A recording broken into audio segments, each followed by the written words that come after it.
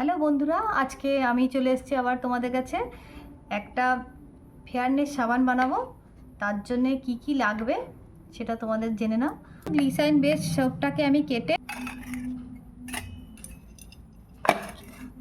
দেখো দুটো ছোট মাঝারি সাইজের আলু নিয়েছি, কেটে নিয়েছি এটাকে টুকরো টুকরো করে। এবার এটা মিক্সিতে দিয়ে আমি পিষে নিয়ে এসে তোমাদের দেখাচ্ছি। আবার আমি একদম সাবানটাকে পুরো লিকুইড ফর্ম করে নিয়ে এলাম।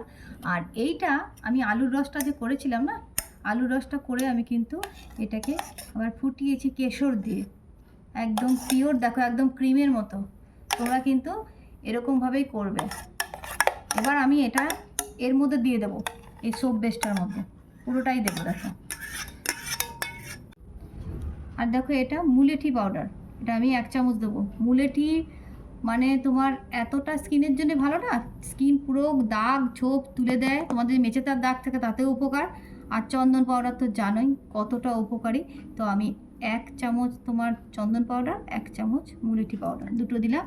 প্লাস তোমার আমি যাতে স্কিনটা আরও বেশি হাইড্রেট থাকে তার জন্যে আমি কিন্তু গ্লিসারিন দিচ্ছি 1 চামচ মতো। যদিও গ্লিসারিন বেস, তবুও কিন্তু আমি এটা দিচ্ছি।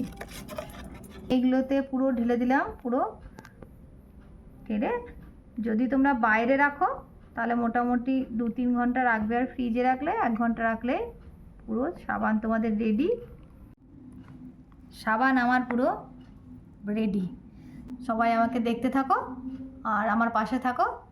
সবাই ভালো থাকবে।